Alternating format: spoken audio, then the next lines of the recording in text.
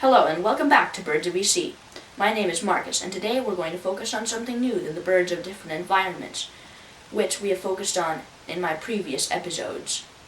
I'm going to focus on BC's weirdest and wackiest ducks, some of which will definitely make you gasp.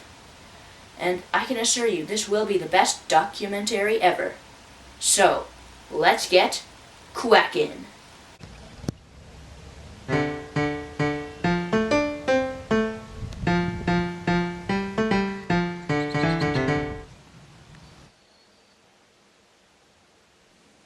This is a unique, funny-looking species of stiff-tailed duck, known as a ruddy duck. They breed in ponds and lakes across North America and nest in dense vegetation so as to avoid predators. There, they will lay 5 to 15 eggs. Ducklings only require a short amount of care.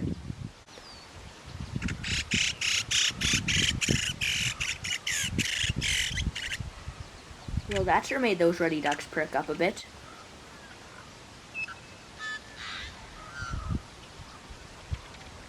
They are migratory and winter in ocean bays and unfrozen bodies of water that they can find.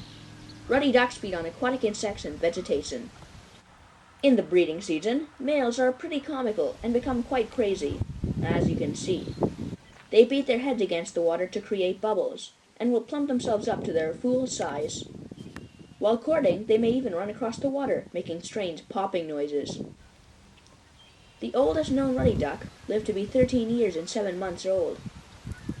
Ruddy ducks can get aggressive, and some have even been known to chase rabbits feeding near the water.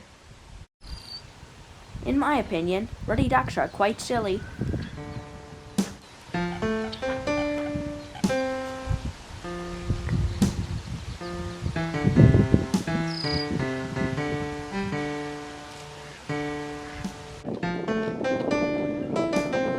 This ruddy duck swims peacefully while monitoring its territory.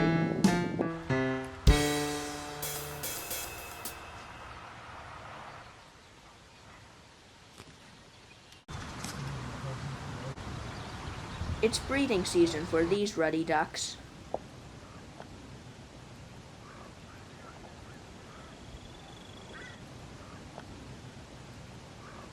And these ruddies just swim around, minding their own business.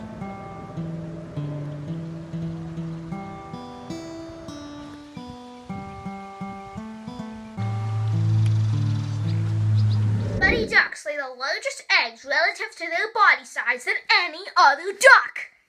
And they're often attacked by grebes and coots. And the grebes dive down. And then there's the unsuspecting ruddy duck.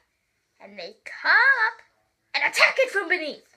It's just called submarining. These grebes are mean. This is the green-winged teal. It is a small, widespread species of duck that inhabits most of northern North America. They are very migratory and winter far south. They will often form flocks. Green-winged teals are the smallest dabbling ducks in North America and are located in bogs and sheltered wetlands. They nest on the ground by water and are quite noisy species. These green-winged teals are dabbling for food.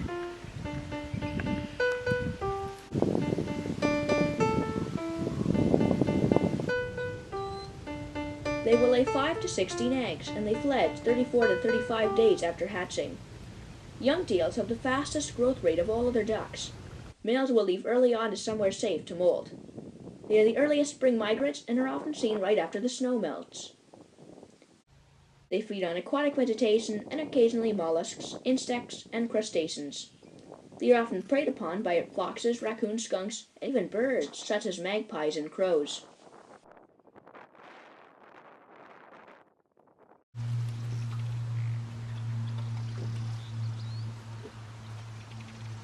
Green-winged teals can fly at speeds of over 45 miles an hour. And there are 2 subspecies. There's the North American and then there's the Eurasian. The North American has a vertical line instead of horizontal. And they used to be thought to be 2 different species. But they were found to be just one. This wacky duck is the blue-winged teal, and while they sound close to the green-winged teal, these two teals are quite different. These dabbling ducks are not closely related to the other teals, and could possibly be placed in a different group of species that belong in the shoveler family, but they are in the teal family all the same. However, they are very close to some species of teals, such as the cinnamon teal, so we can still consider this a type of teal. They live all across North America except for the far north. They inhabit all sorts of bodies of water, including marshes, lakes, ponds, and even streams. Unlike other ducks, blue-winged teals are okay with nesting in areas with sparse vegetation. You could say that these ducks are prairie ducks and will often appear in grassy areas near water. And guess what their favorite type of grass is? Bluegrass. Blue-winged teal. Get it? Nah. Anyway, they feed on vegetation, mollusks, and aquatic insects. They nest between April 15 and May 15, making them one of the latest nesting season birds. They lay 10 to 12 eggs there, and ducklings will fledge after 6 to 7 weeks. They are surface feeders and prefer to feed on mudflats and fields, or areas with shallow water where they can find tasty items floating in the water.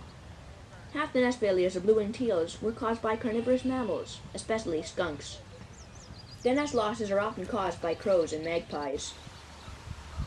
This blue-winged teal has befriended a gadwall.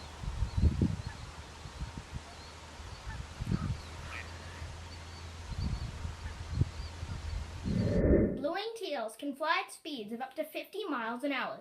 Not bad for a duck. And they're the latest to migrate southward for the winter, and they're the earliest to migrate northward.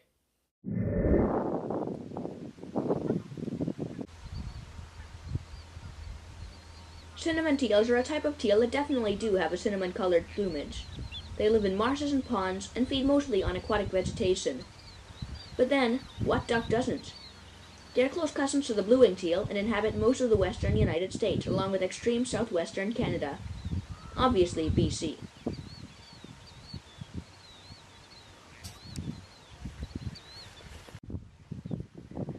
This cinnamon teal forages for food.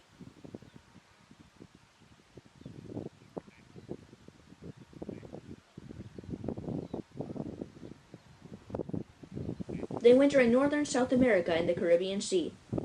That's a nice place to spend a winter, in my opinion. But they don't migrate as far as other teals. It's bathing time for this teal.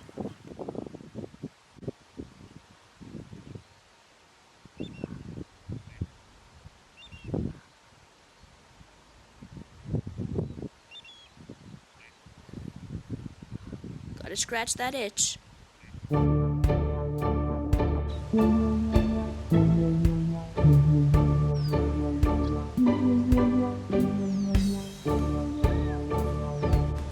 This teal is trying to take a nap, but just can't get comfortable.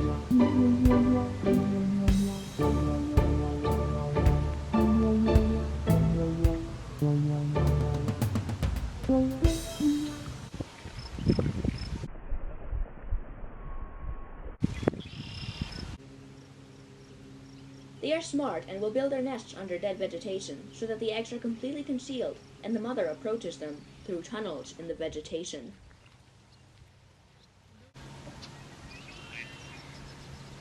This teal shows off its colors while preening itself.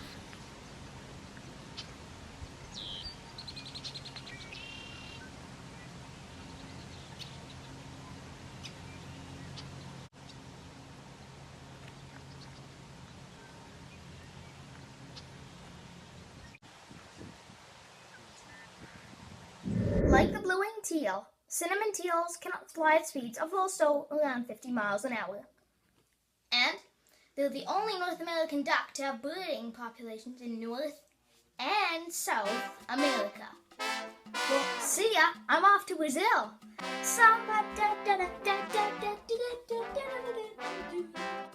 It's this the other way.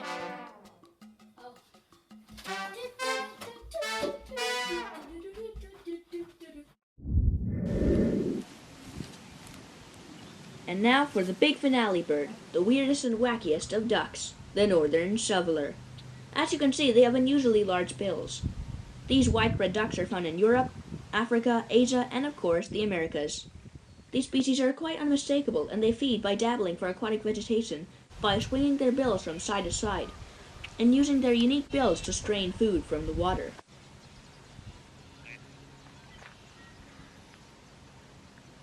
They nest in grassy areas away from water.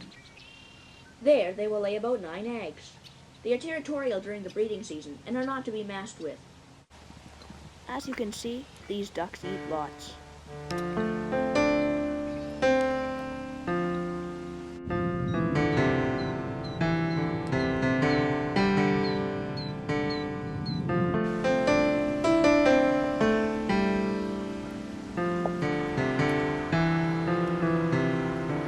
And these birds are also quite good at dancing.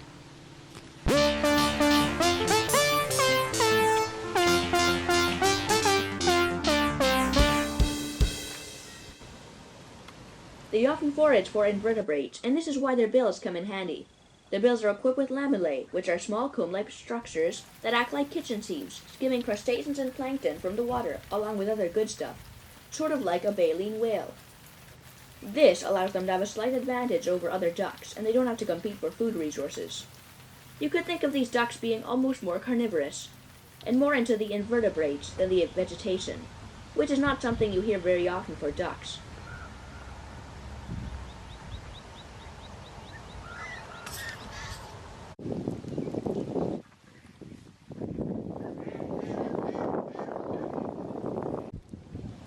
They are quiet and don't vocalize much. These birds prefer open wetlands and places with lots of emergent vegetation. And they don't tend to form flocks, like other birds. They are rare vagrants to Australia and even South Africa. Truly a worldwidely bird.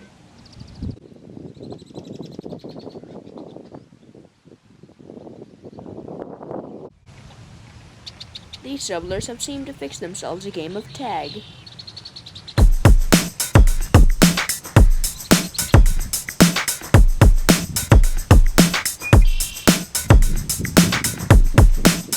Whoa, that was a close one. As you can see, this subtler is going through its molt.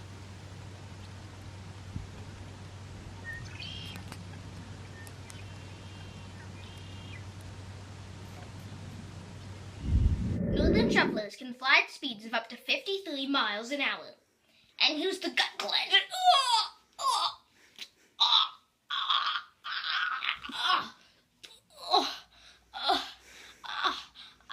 That hurt. They poop on their own eggs. Oh, it's horrible. But they do it to scare away predators because of the horrible stench, you know. And that's what I call stinky safety. Too weird and wacky for you? Let us know by subscribing to our YouTube channel and checking out our website. Also, whenever you're near water, make sure to check around for these birds. See you later, and get ready to dabble into our next episode soon. Birds are awesome, yes they are. Birds are awesome, yes they are. Birds are awesome, yes they are. Birds are awesome, yes they are. Birds are awesome, yes they are. Birds are awesome, yes.